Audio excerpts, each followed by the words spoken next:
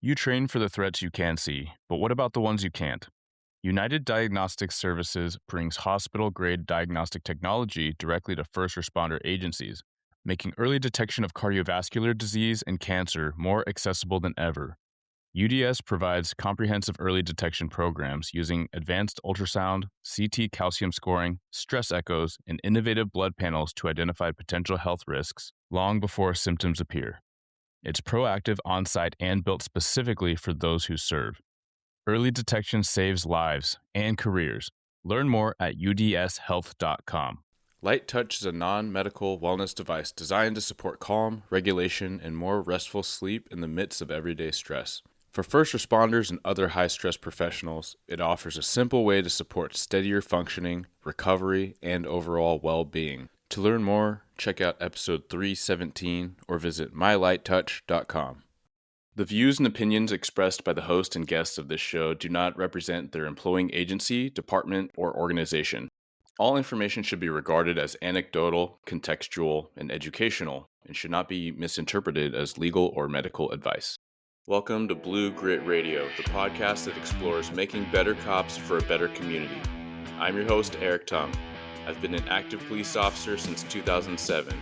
We will dive into the aspects of police culture, health and wellness, leadership, and mindset. You'll hear from experts not only from policing, but all industries as they relate to being our best with purpose, passion, and positivity. Join me as we share stories, lessons, and advice so we can all be better for ourselves, our teams, Welcome back, families, everyone. I'm and excited our to feature a nominee from our Good Grit appearance, Donna Brown. Donna's been on a couple times, retired homicide sergeant out of Florida. And off script, I was like, hey, you're good people. You know a lot of good people. You share a lot of names out. Who would you nominate to come on the show?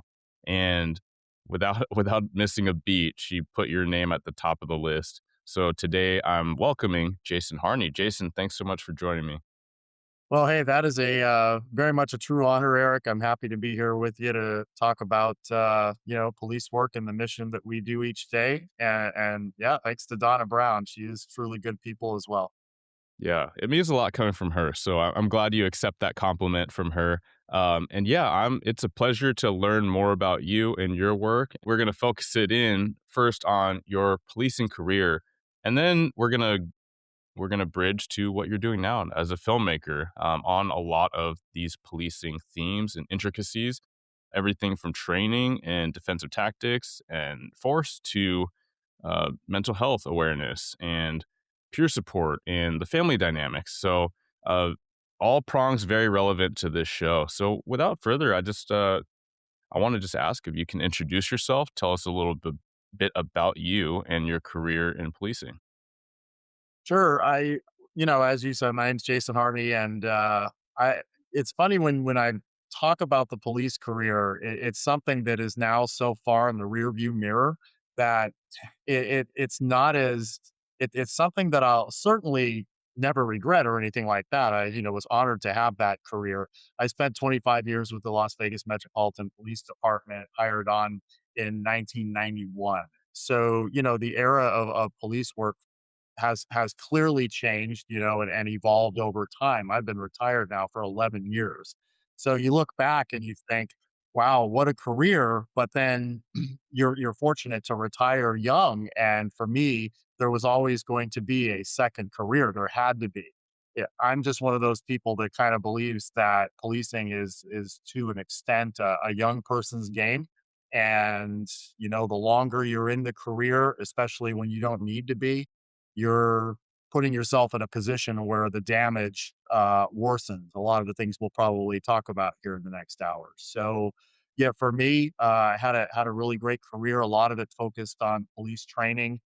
I spent a number of years both as a training and counseling officer in our police academy in the late '90s, and then went back as a sergeant for an additional 3 years overseeing the academy operation. It was a very massive police academy operation. We're putting through 4 police academies per year, averaging about 75 recruits to start each academy. So, for me, I had the honor of overseeing academy operations where we literally put through well over 1,000 people.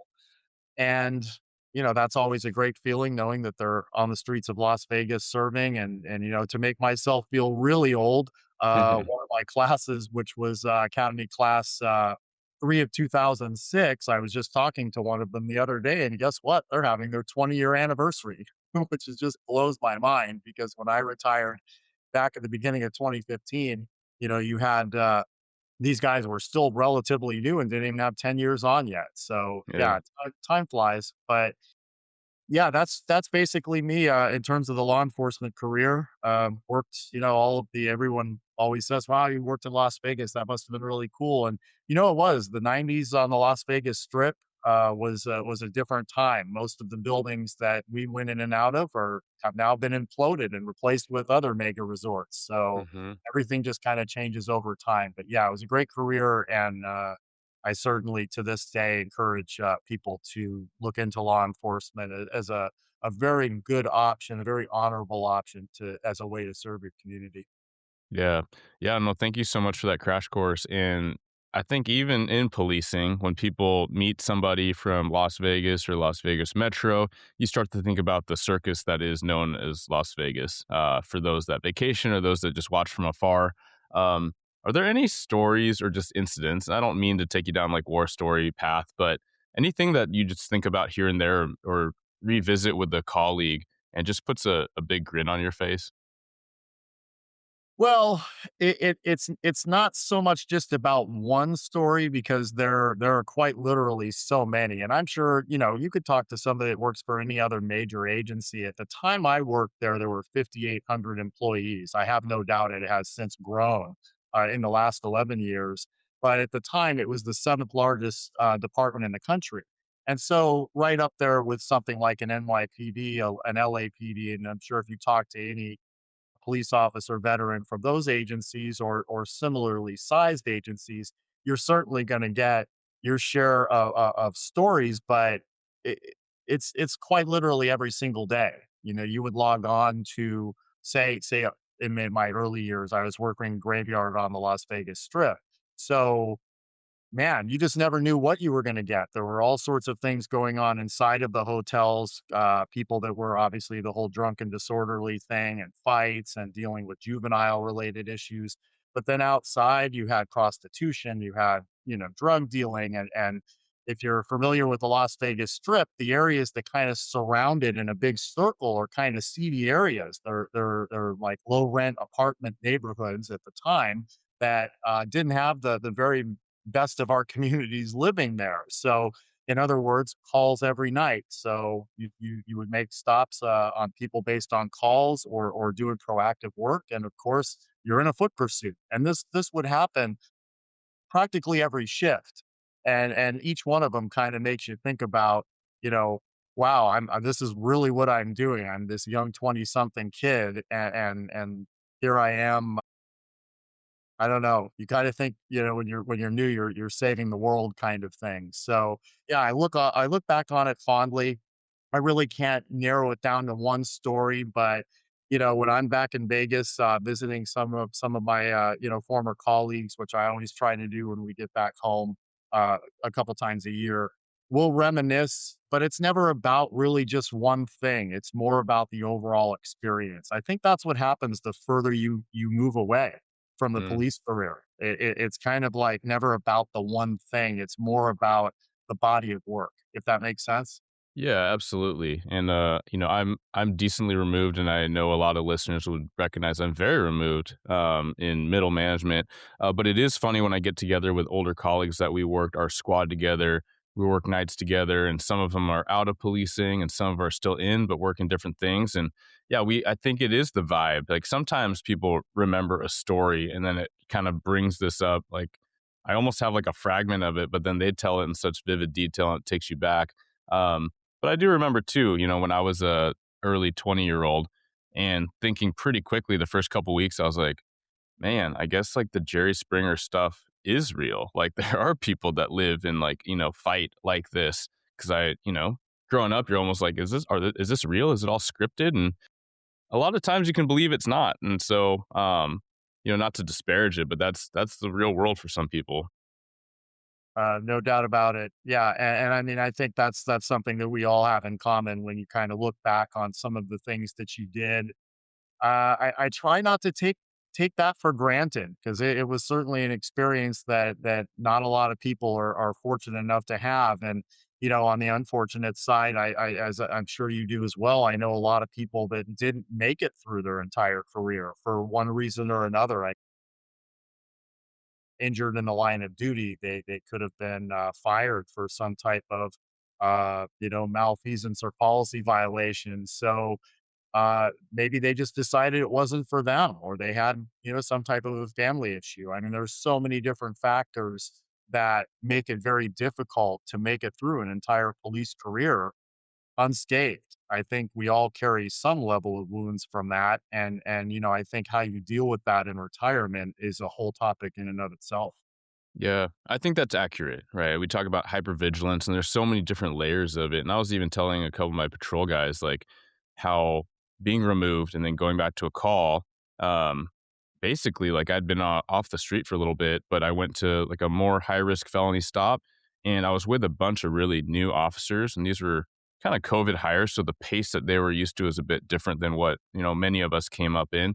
Um, and I recognized that they appeared really relaxed, and I was like, "Am I missing something here? Like, are we frisking these people?" Like, and the officers I was talking to were much more senior, and so they were nodding along like, "Yeah, that is definitely a thing where we get complacent, but then when we're removed from it, we can start to recognize like how much that hypervigilance almost just bleeds onto other areas and how we navigate life." And there's a lot of clinicians that speak very, very clearly about that. Absolutely, and I think that it's something that, ultimately everybody has to deal with in a way that is proactive. You can't just pull the plug and expect everything to go smoothly now that your entire identity for a lot of people is now been removed.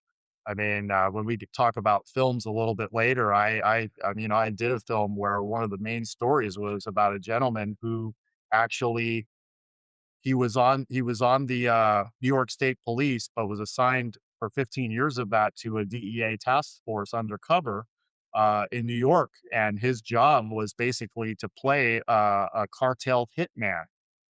So, he's involved in some of the most craziest drug busts in New York history at the time, and then he retires and ends up, getting married and has a kid for the first time, and wow, suddenly his entire identity is gone, and it literally drove him mad. It actually drove him to drug use to try to cope because he really couldn't deal with the fact that he didn't have that gold badge, he didn't have the lights and siren, and he wasn't doing the kinds of things he was accustomed to doing all that time that in his mind was making a difference. I think a lot of guys deal with that. Yeah, absolutely. And I think that is a perfect transition to talk about your film work, right? Because as you talk about not getting through the job unscathed, I think that's not a dark disposition. I think that's a very real and practical disposition, right? Like we are all going to have physical scars and invisible scars. There's people that don't make it through the career medically, and that's physically or mentally medically, right? And so I think that that's really important that we recognize that, especially with some of your documentaries like The Wounded Blue and quote, is there something going on at home? And that's the title. Is there something going on at home?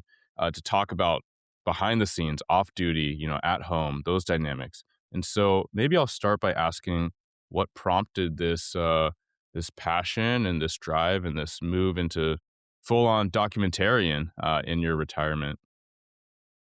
Well, it's actually pretty simple. I'm just kind of that person that grew up and never changed. Kind of really loving movies and everything about them, and particularly how they were made. For those in my generation, and if you were really into movies at the time, you might remember some week or monthly magazines that came out like Starlog and Fangora and Cinefantastic and American Cinematographer. These were magazines in the 70s and 80s that were really popular back, when magazines kind of existed still.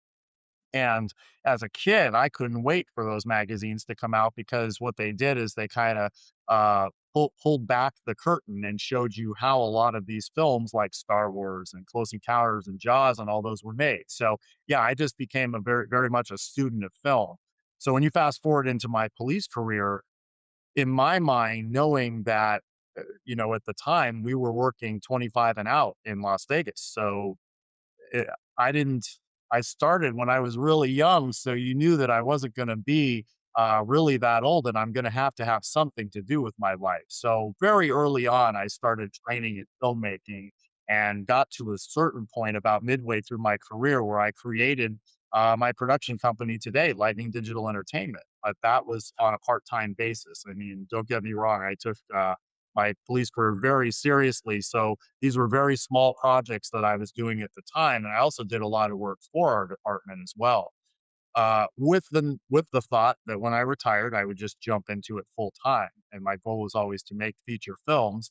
And you need money to make feature films. So if you're wondering why the documentary route was the more expedient way to get films to actually happen, it is because the production budget on doing a documentary, if you're doing everything yourself, which I do, is a lot easier than having to come up with millions of dollars to do a narrative feature that's based off a screenplay. So yeah, that's kind of how the path started, and I guess it would be to nobody's surprise that of the 8 films that I've done in the last 10 years, 6 of them are law enforcement related and cover those critical issues that we all know are very important to our profession. That I also think the mainstream media conveniently ignores. Yeah. No, thank you for that. And a huge nod to that pursuit of your passion, like something that you grew up loving and it sounds like you're infatuated with it. And I think that that's fantastic. We need to recognize those things that bring us light and joy and not let go of them, right? Kevin Gilmartin talks about the used to's, like, oh, I used to love fishing. I used to love going outdoors or going camping with my family. And I haven't been in years. And it's like this job is very important and this job lights us up and we give the service and it puts food on the table and it doesn't need to prevent us from living the life that is off the job, right? All the things that we wanted to be part of our kind of idyllic dream life. Like it shouldn't be and it doesn't have to be once we retire because I mean the sad irony is if we really think that it has to be that way, I there's a lot of statistics and a lot of examples that show that if you don't make time for those things, if you don't take time for your health and decompress, you may or may not get to that retirement. And when you do, it might not be super fruitful. As you do speak about identity and that loss, especially um, with that officer that you talked about that fell back into substance, in coping. So I love the example that you shared, which is like, yeah, some of these are really small projects. I was a very busy first responder, supervisor, sergeant, but you were doing it and you paved the way to go full bore, when you started the next chapter of your life that you're living now. Yeah, you know what ended up happening is I mentioned earlier I was signed as a training and counseling officer for our police academy. That was actually that first stint was from 1998 to 2000. And at the time in the building that we ran the academy out of, our video unit was also there. And we had uh, 2 people, Don Bell and Shelley Borse, who were basically the LVMPD video unit. Both of them had extensive backgrounds in local news. So they were kind of like the electronic news gathering type thing at the time. And I have to say, they are really the ones that are responsible for training me. I just kind of became their volunteer gopher on all my free and off time. And so I would, if they had a project going after work, I would join them, and that's kind of how I learned how the basics of utilizing a camera properly, different lenses, everything from pulling focus, autofocus, lighting. With Shelly, it was learning how to edit on a nonlinear editing system, which were new at the time. And that is kind of where I got that initial training to be able to start doing projects myself. And it took time and a lot of experimentation and a lot of, kind of just doing things. Hey, the quote that I always live by is this: it couldn't be more true. And this kind of talks lends to what you were just talking about. James Cameron, filmmaker who made Mhm. Aliens and True Lies and Avatar, Yeah. Titanic. he is quoted famously as saying, "If you want to make a movie, go get a camera, point it at something, and make your movie. Do Mm, not let any of this other stuff stop you." yeah. And I mean, that's the greatest advice in the world because it can be very daunting. And that's, at a very young age, that's kind of how I looked at it. I thought, I'm going to make these movies, and I'm just going to put forth that passion and the strength that I have in that particular topic and subject, to good use. And that's essentially what happened over time. Yeah, I love that, and it's such a nod to mindset, and I was recently asked by an officer who, who likes the content, and she was like, "Hey, I wanna send out some episodes on mindset, do you talk about it?" I'm like, "Yeah, like, it's embedded in almost everything," right? Like, but I love that notion of just like, you look at one of the most, uh renowned, successful, prestigious filmmakers, you boil it down to like, hey, what would the advice be? And it's like just go do the thing, right? Like don't overthink it. We get paralyzed by truly like a lot of other external things. Like it's our inner monologue, but it's the fear of judgment, like it's not good enough. And our perfectionist brain and our contingency brain, especially from first responder and police work, is like, don't ship it until it's perfect. Well, it's never gonna be perfect. And you gotta you gotta get those reps in just like and my academy sergeant here is nodding, like, yeah, like it's not like you're gonna watch somebody do a prone cuffing technique without practicing it first and just like watch it like 100 times and then just do it on the street. No, that's not how we breed success. And so I love that. I do want to ask you, with all of your experience in the career specific to policing, but also training, I mean, a lot of people recognize that those that worked on the street and supervised, especially first lines, and then worked in an academy setting, they know so much, like, they're the SMEs on so many things policing. I'm curious if anything stick out to you that you thought you had it down pat, but through a different lens, stepping back in retirement and being an objective, filmmaker, things that you did not recognize or maybe to the level that you did after making some of these films. Well, I think that's the easiest to explain if we kind of look at it from where I was at the time. You're working for an agency that really really loved, like, I'm sure a lot of agencies do this, but at the time I wouldn't have known, but always talked about being the best police department in the entire Sure. country, right? Yeah. So you're kind of working within those parameters of thought, and at the time we thought that everything we were doing, especially as it related to training, was some of the best in the country. A lot of the things that I all see today being put out by different police agencies, I'll kind of look at it and I'll think that's great. But we were doing that in the 1990s. And it took a lot of these agencies literal decades to get to where we already were over 20 years ago. So I think that as a filmmaker, what I've realized is it's a really big world, a big police world, right? What the typical number I usually hear is about 18,000 departments and about 800,000 cops in the United States. Well, in my mind, in the 90s and the 2000s, which was kind of my era going into the 2010s, it was just Las Vegas Metro, and that was it.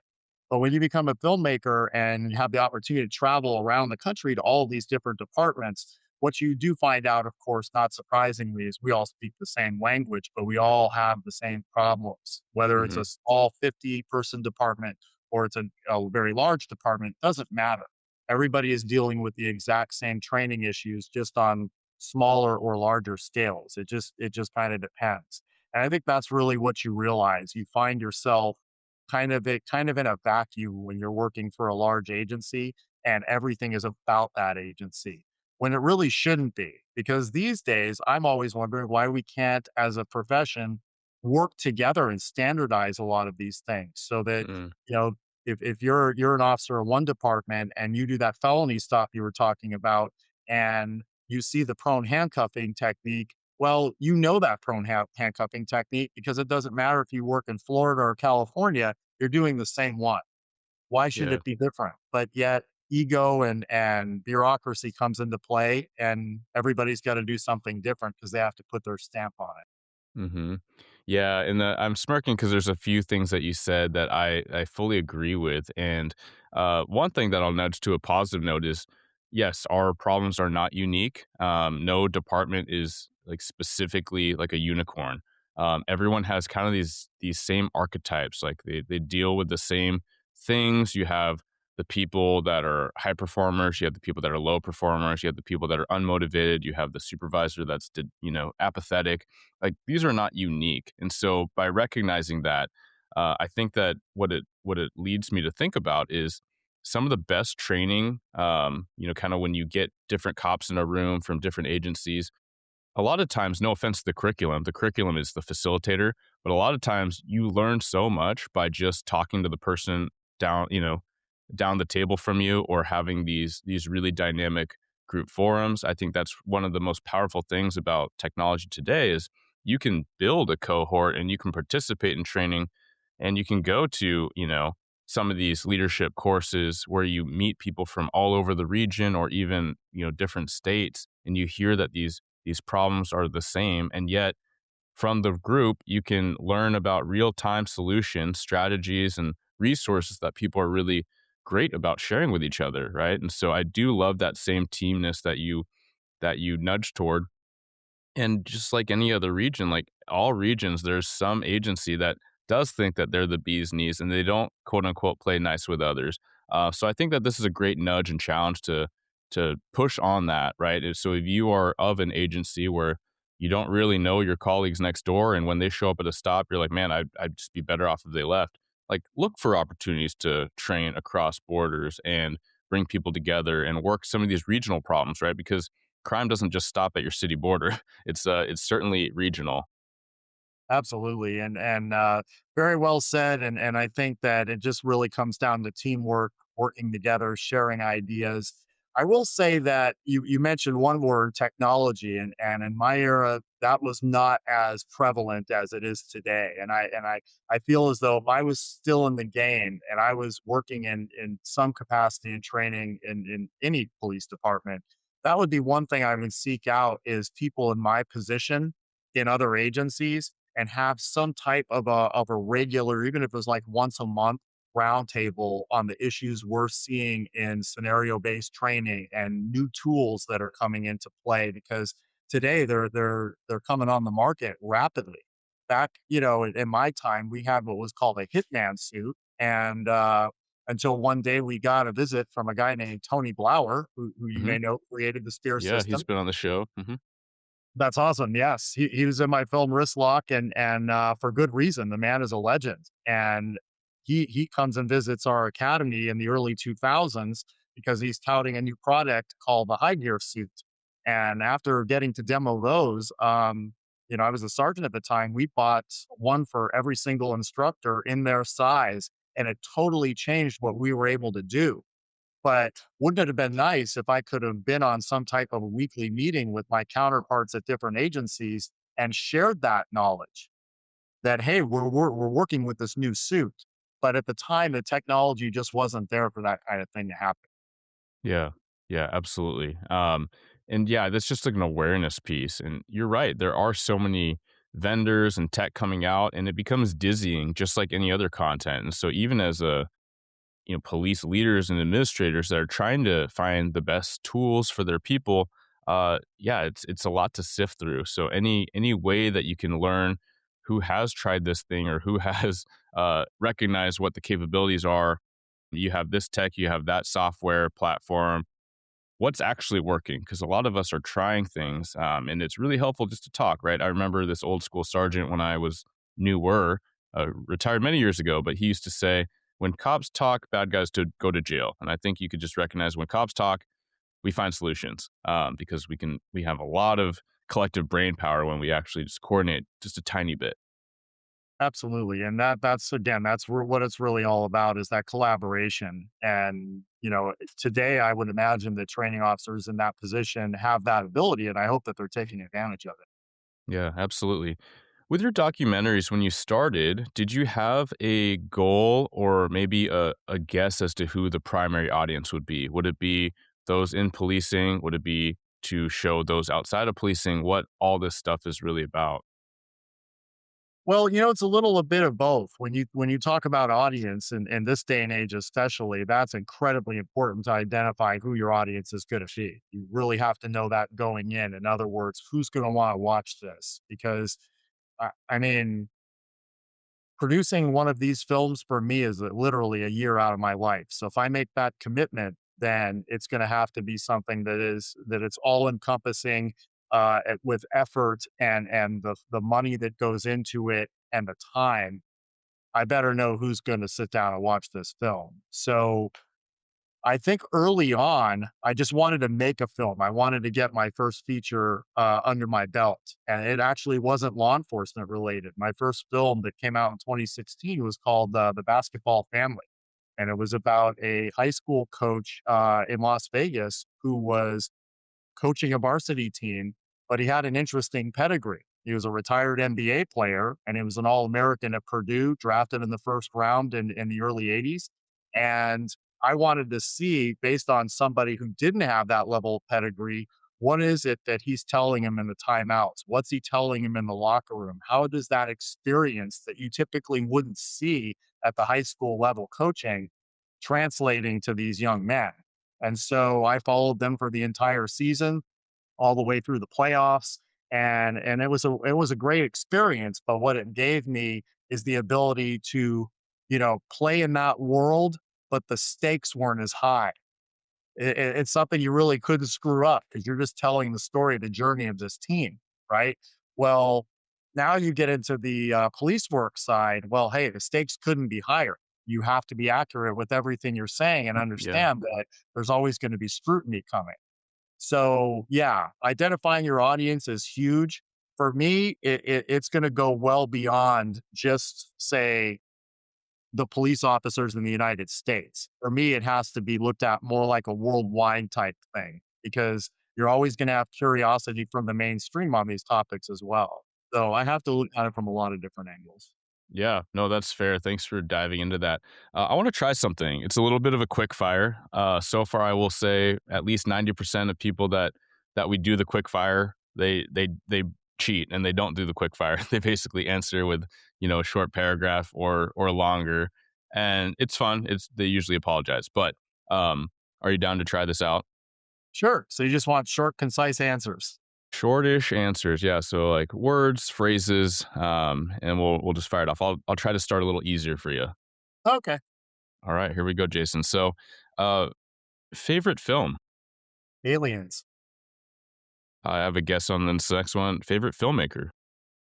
James Cameron. All right, I was correct. Favorite police film? Heat. Oh, that's a good one. I love that one.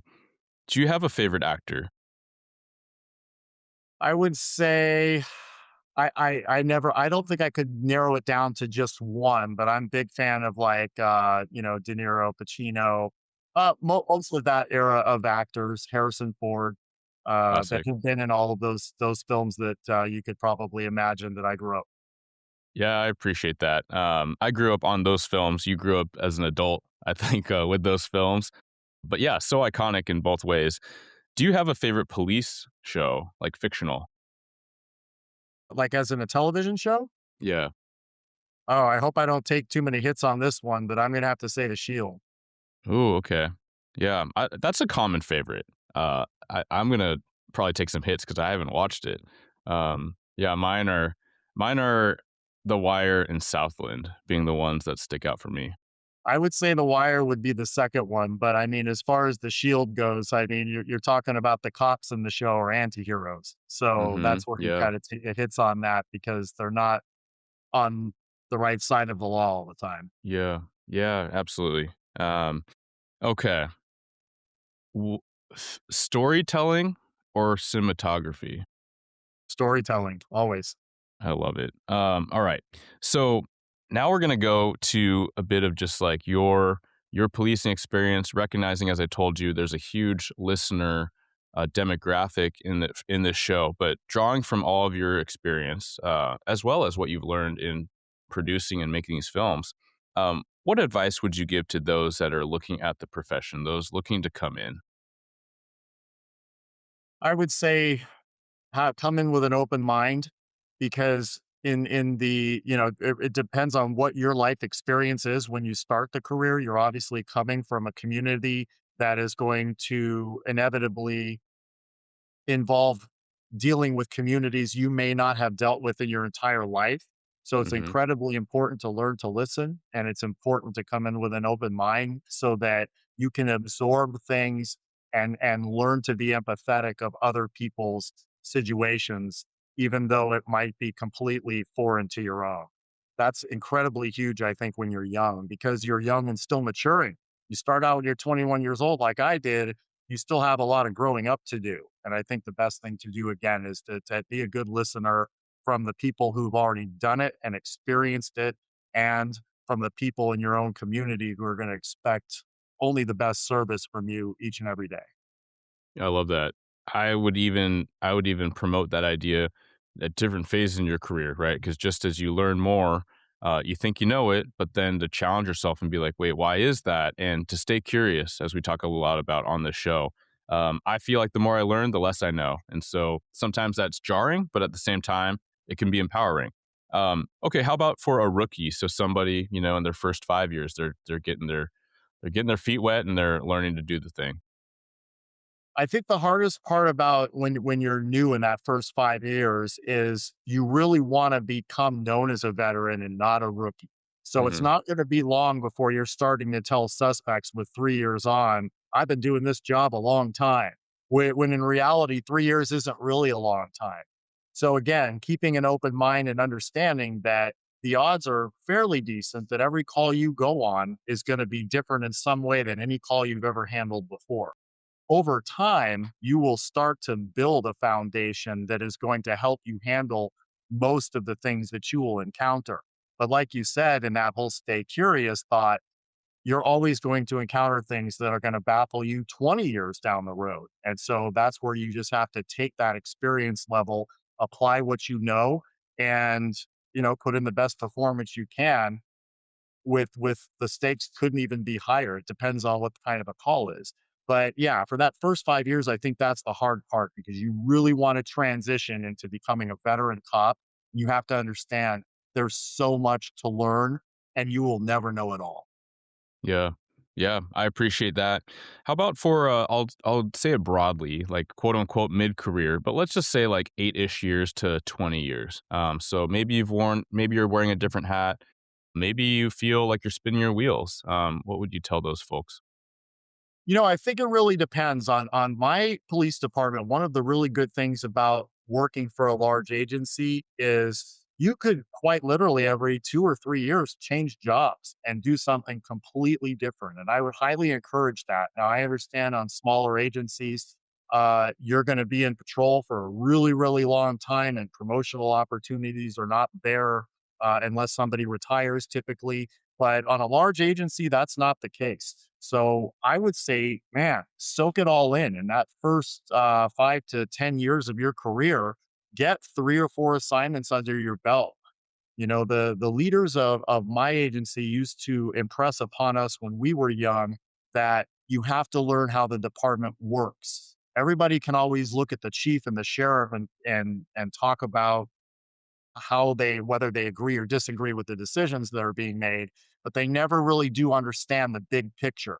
The only way you can understand the big picture is by getting those different wide varied experiences under your belt. So staying in one place does not have its merits, in my opinion, if you want to achieve a true understanding of how policing works. Yeah, I love how that even is a different perspective and a different layer of learning and growing and seeking to understand, right? To get more context. How about those that are nearing retirement? Maybe they have a few years out, maybe it's 6 months. Well, that's the big $1 million question here, because we talked about this earlier in the loss of identity. I would say that in a short answer, you have to be prepared. Do not think you're going to pull the plug and then the next day you're going to spend the rest of your life. I used to always hear this: I'm going to golf, I'm going to fish, and I'm going to hunt. Hmm. Well, what you'll find out really fast is that'll probably carry you for about 6 months. And then that's going to get old really fast. And you're going to suddenly lose your sense of purpose. And you're going to wonder, where do I go now? Don't be that person. because in that case, now you really are going to put yourself in line for a number of physical and mental problems that likely are going to lead to the statistic you also alluded to, that if you make it to retirement, some don't last 5 years. And that's really sad. And I think a lot of that has to do with the wear and tear of the career, but it also has to do with not planning what it is you're going to do the minute you're not a police officer. Yeah, absolutely. No, I think that's powerful, and I think if people just challenge themselves, and it's scary, it's uncomfortable, but if they just take some pause and think about where else they can invest, how can you invest in others? How can you maybe develop a retirement peer support group if that's not a thing in your region? Or how can you give back? A lot of people I talk to that are admittedly really nervous and wary of that day, they are involved with kids' sports or the local school or their church, and so finding ways to dive deeper into those things, and just I think when it comes down to service, purpose, and mastery of a craft, I think those are some of the it sounds intimidating sometimes, but those are some of the best places to start.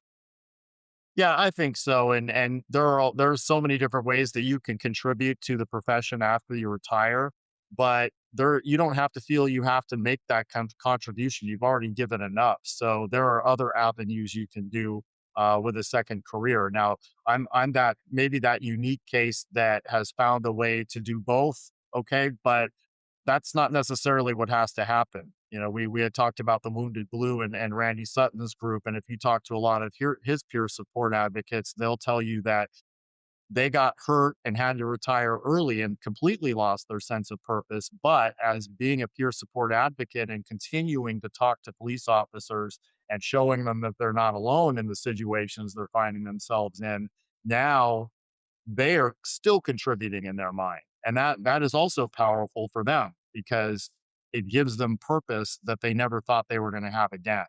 And I think that's what has to be found. But I think the key here is don't put yourself in that position first where you've lost it. Think about how you're going to somehow replace what you were doing previously. Yeah. Yeah. I love that. Well, Jason, thank you so much for sharing a lot of different perspectives on a lot of overlapping and intersecting topics. Can you please tell us what you'd like the listeners to ponder as they wrap this episode with us, but also where people can find you, where they can find your work, how they can see your films? Well, look, as far as pondering, if you're an incumbent police officer right now, I would say, and no surprise coming from me if you knew my history, is take your training seriously. Train to fight just as you would in real life. Prepare for those scenarios.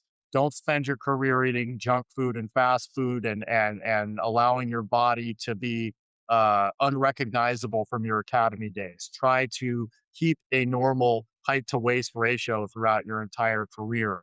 uh, Keep your defensive tactics and your use of force knowledge and training at a level that you can step right into these situations and perform at the highest level. That is always going to be my advice because it is among the most important things that a police officer is going to do, but also the most scrutinized publicly. So that's where I would go with that. For me, yes, for my law enforcement related documentary films, I've done several: The Wounded Blue, Repeat Offender, Is There Something Going On at Home, Wrist Lock, and they're all available on all the different typical platforms you watch for transactional or ad based VOD, such as Tubi, Plex, Amazon, Apple TV, Microsoft Store, Google Play, etc. So you can find those films pretty easily. And they're great resources, and I would encourage any police officer to take a look at them. They'll enhance and hopefully show you something you didn't know of. Yeah, absolutely. Well, thanks so much, Jason. I really appreciate you. Thank you, sir. Thank you for tuning into another episode of Blue Grit Radio. As always, support this community by subscribing, giving us a 5-star review, and following, liking, and sharing posts on Blue Grit Wellness on Instagram. You can reach me there or email me at bluegritwellness@gmail.com. Be well and stay gritty.